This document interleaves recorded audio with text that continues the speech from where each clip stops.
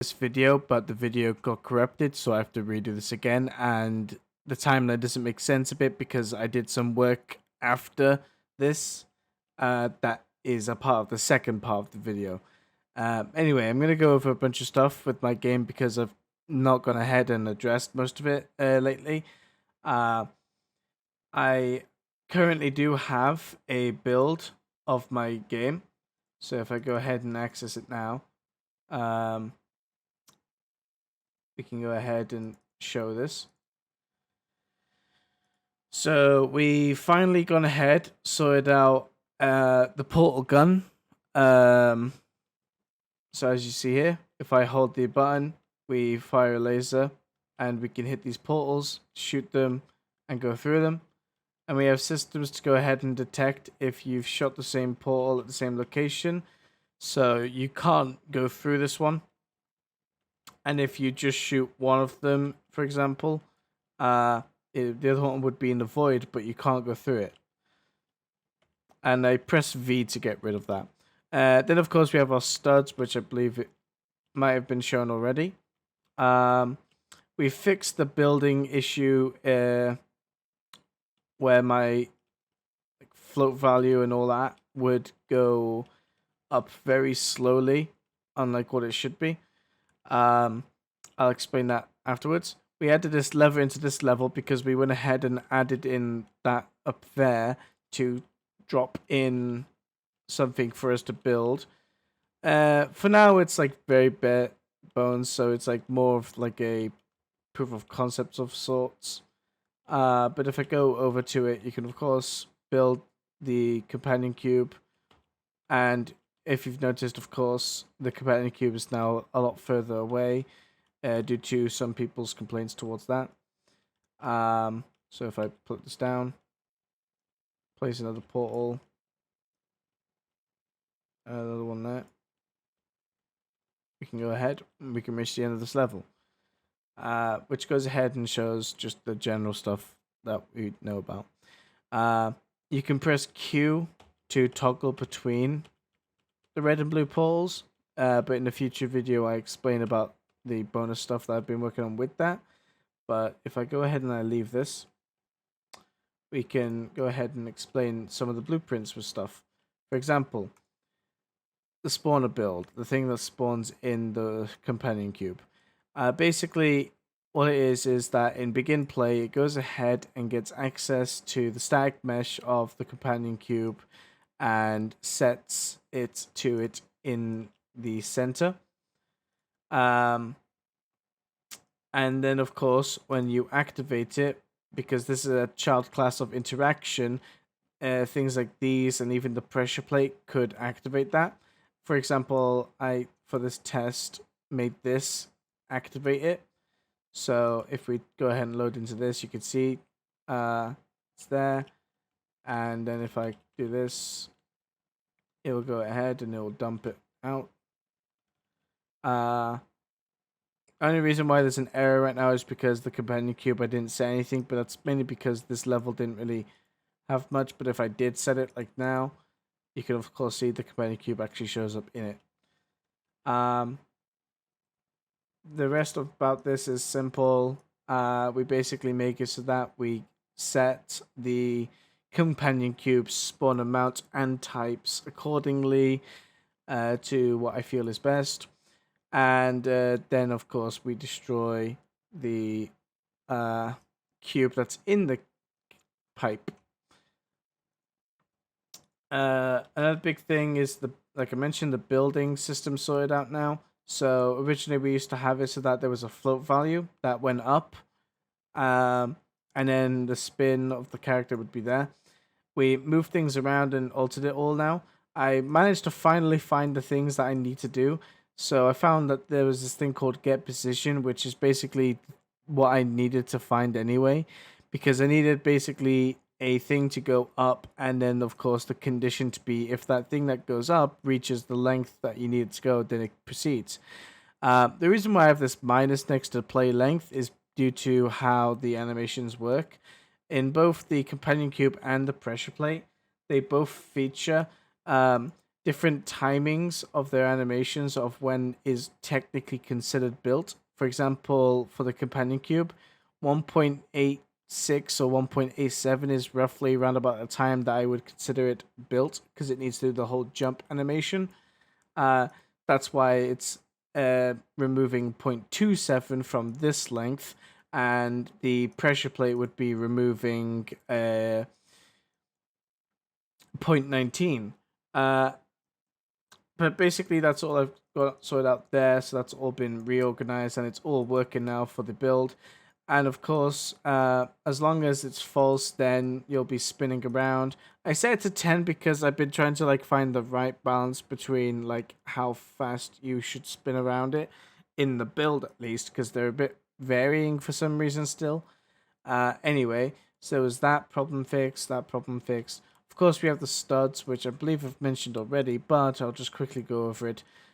When you go ahead and you collect the stud, it goes ahead and connects to the player's UI, which will then spawn in a stud widget, set its material based on the value, and then set its position based on where the stud was in the world. Once it's done that, it will then move that stud from that spot to the top corner of the player's UI. And once that's done, it will then go ahead and call in this collect stud event, which will then set the main UI's stud to that correct material and also play the animation of it collecting. I apologize if I've already mentioned this already, but anyway. And then we have the player, which has gone ahead and received a little bit of tweaking. So the base character, we've gone ahead and we have this temporary thing for deleting the portal tests, and setting the well, not deleting them, but like moving them to 000. And I'll explain that in a moment. But basically, the big thing about this is whenever the portal projectile gets shot, it goes ahead and calls init, which will set the end location and all that. Of course, originally it was based on like a UI, but I've now changed it to a raycast system and everything. So whenever it starts finding things like start location, it will fire the projectile from melee point, and will proceed to find the end location via grabbing access to the forward vector of the arrow of the portal walls. Reason why I have this is because I don't want it to spawn exactly on the same coordinates as the wall, because then you'll start having moments where it starts to see like clip between textures and materials. So I slightly increased its forward vector by a little bit so it will spawn in front of it instead. Another big thing, like I mentioned, so we have the whole wall thing. It gets that location, mixes it all together, and allows it to spawn properly. If the projectile goes ahead and lands into another portal, it should destroy itself, but in the build it doesn't do that, which is strange. But anyway, and then as long as it hits the portal wall and everything, it will go ahead and place the portal and destroy Nectar. Now, to explain this, I'll quickly mention what these are. So this is based on whatever color you've selected in the base character, of course. This one is simply put the end location from the previous base Lego man. And then the new rotation is basically grabbing access to the wall's front-facing direction, and that allows it to always be facing the way it needs to. Anyway, we can go ahead and go into the script now. I will in the future do a thing explaining this, because this stuff was from a YouTube series. I've just altered it around to work for the Lego game. Like, stuff down here is more my stuff, but the base logic for the collisions was done by the YouTube series, which again I'll try linking down in my forum post and such.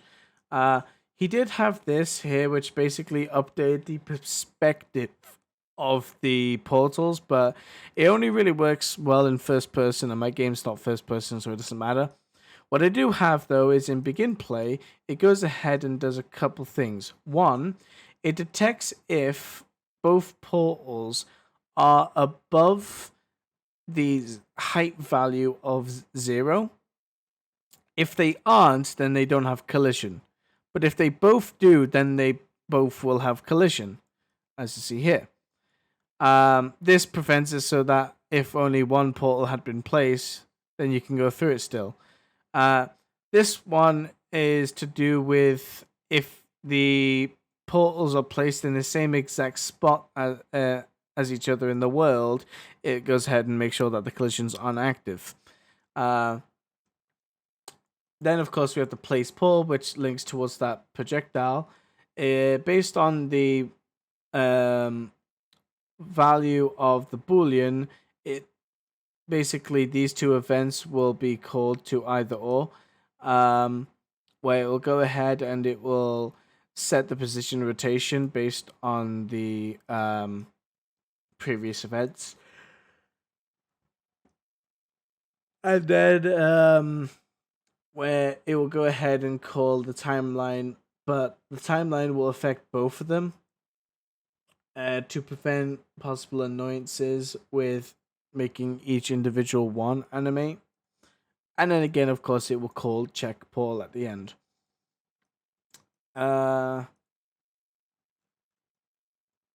We had also gone ahead and done like mini updates, like adding this to the accept area, because originally whenever you hit the accept button, your arrow still technically faces the direction it last was. So if you picked up the companion cube, it would have basically gone in that area. Two fixes to that was doing this in the acceptor as well. And second one was that in the pickup and drop, I actually made a dedicated thing for the companion cube itself to spawn, because I realized that this is too close for the companion cube to be, so I made it further away. And of course, we made sure that we also added in this here, the fire portal. The reason why I added this in is because with this one instead, I can go ahead and just release my mouse button after holding it, of course, to fire, instead of relying on holding it, going in aiming mode, aiming, pressing F and such. So I went ahead and did this. I might be getting rid of accept and such, but that matters just for the future and all. Other thing was I changed the actuation threshold of the holding down button, and that should go ahead and prevent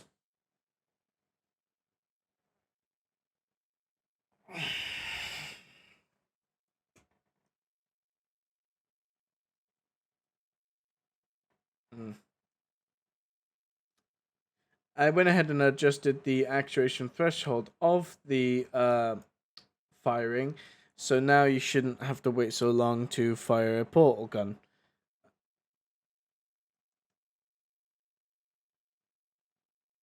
I believe I've mostly caught up on the things that I sadly missed out on the video. The only other thing would be to explain the portal wall very quickly, because so I technically went through like 3 different revisions for this portal system. This was going to be the second one where the portal walls themselves would activate and such. The first one was the UI one, and after tinkering around with this, it was okay, but it had a lot of annoyances. And it wasn't until I found this YouTube series about how to create portal guns in Unreal Engine that I followed through it. Well, at least a few of the episodes. And then I utilized that and applied it towards my game. Altered it around, of course, but this became useless. The only part that I've done lately is basically making it so that if the collision box for the portal walls detect a portal being placed on it, then it will go ahead and hide the wall.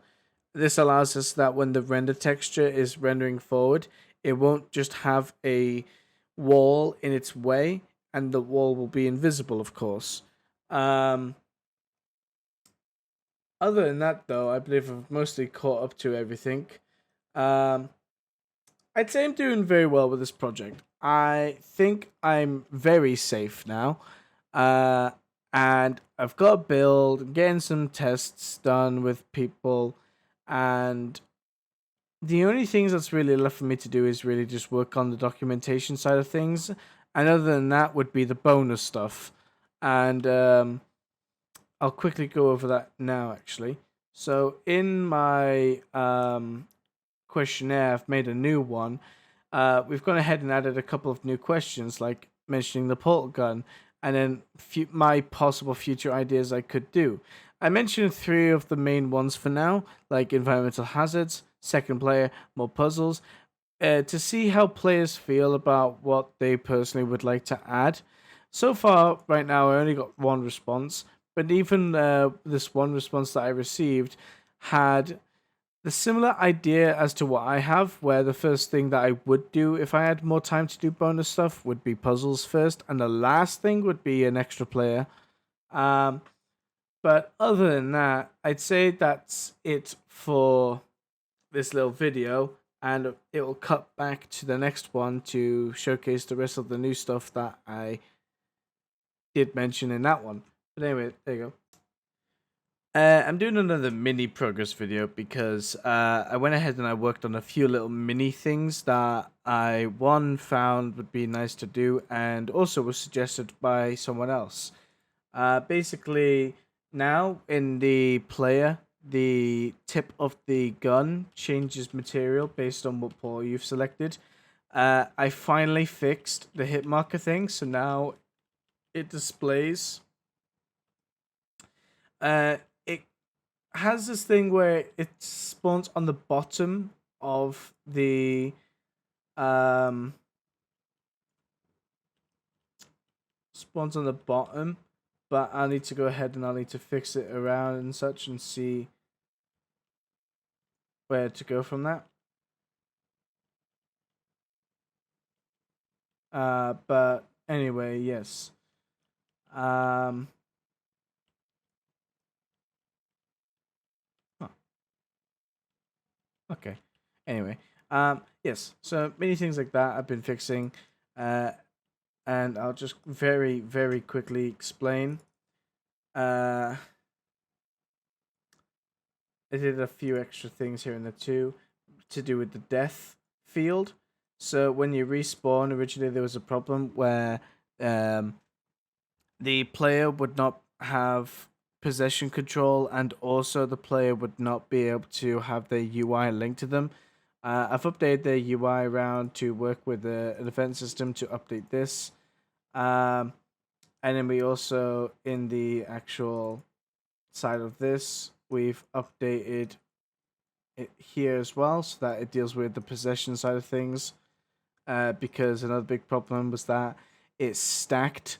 Even though you're doing possession again, it for some reason keeps calling begin play even when you die and respawn. So I did it so that it removes it temporarily. So if I did basically move this temporarily out of the way, you can see, gets rid of the UI and pops back up, just like such. But that's that. And